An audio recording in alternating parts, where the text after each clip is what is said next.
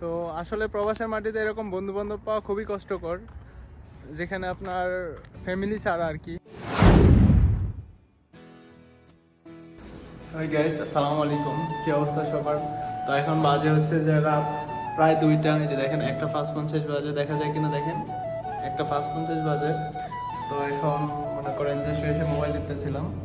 তো আমার এক দোস্ত, বড় ভাই, কি করবো সবই দোস্ত, বড় ভাই, ভালোবাসার মানুষ সবই। তো আমার এখন মেসেজ দিছে আর কি। তো আপনার মেসেজগুলো পড়েন, দেখেন কে কি লিখছে।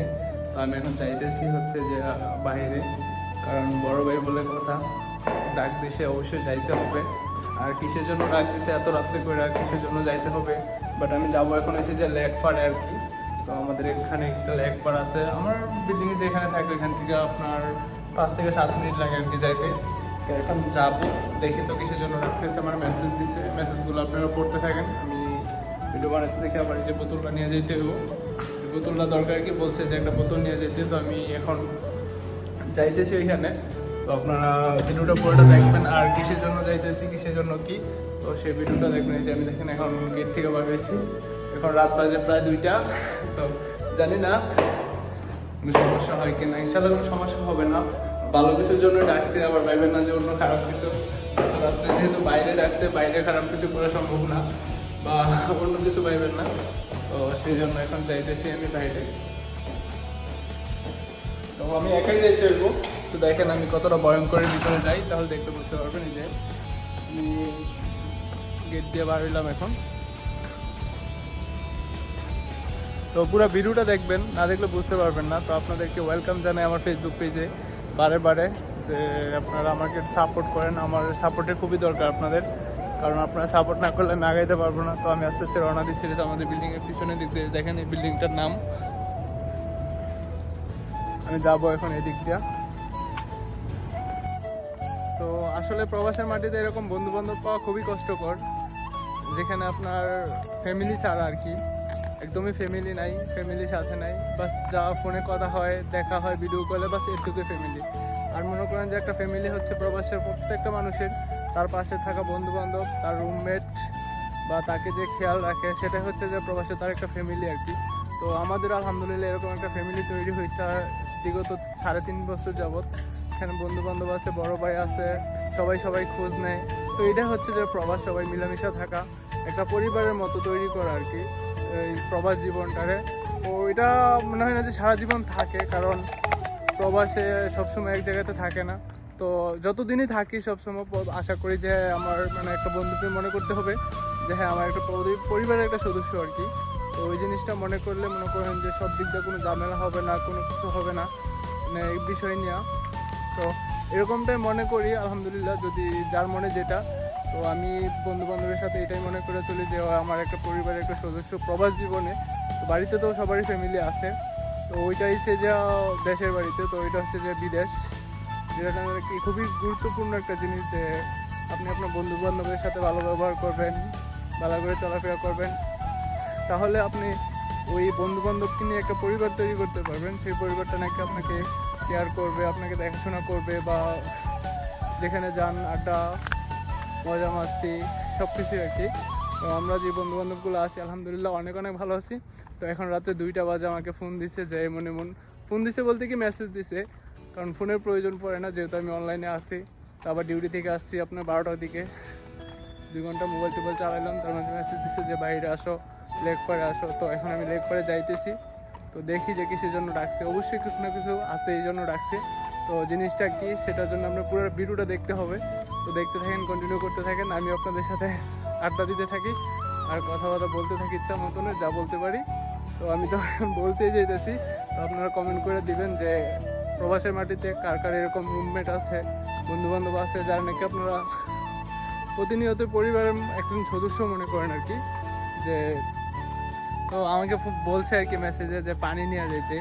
তো আমার রুমে মানে শরমের কথা না, কথা আপনার সমস্যাটা কী হয়েছে, আমার রুমে আমি পানি কিনা খাই আর কি।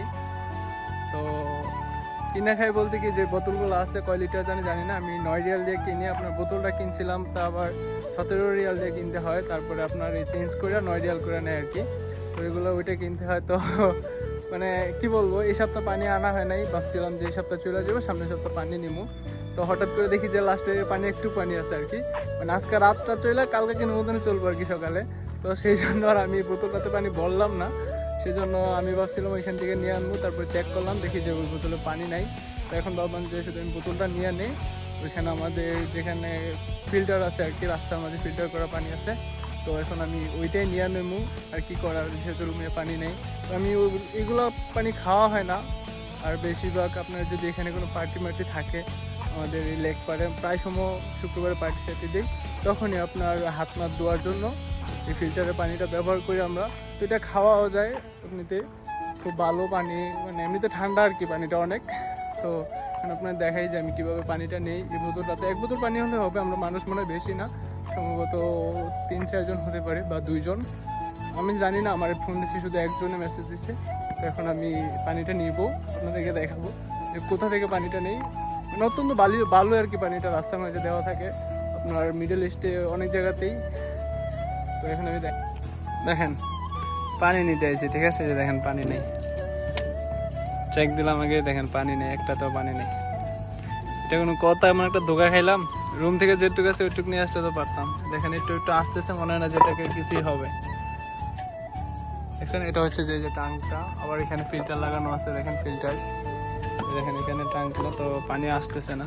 তো ফার্স্টে 1 ফিল্টার এসে ধোকা খাই গেলাম আর কি। দেখেন 1 ফিল্টারও গেছি যে পানি নাই, এখন জানি না কি রুমে যাইতে হবে কি না। এখন আরেকটা ফিল্টার আমি যাইতেছি একটু দূরে আর কি। তো এটাতে এখন যাইতেছি, দেখা যাক। আর দোকানও এত রাত্রে খোলা পাবো না, এখন আপনার 12টার পরে দোকান বন্ধ করে ফেলে।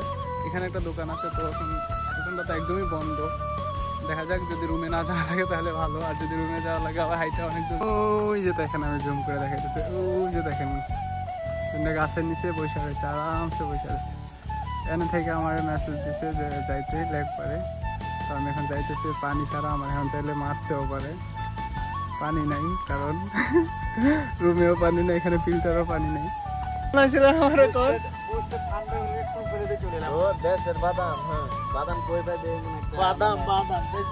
বাদাম খাওয়াইতেন আপনি, আনছেন আমি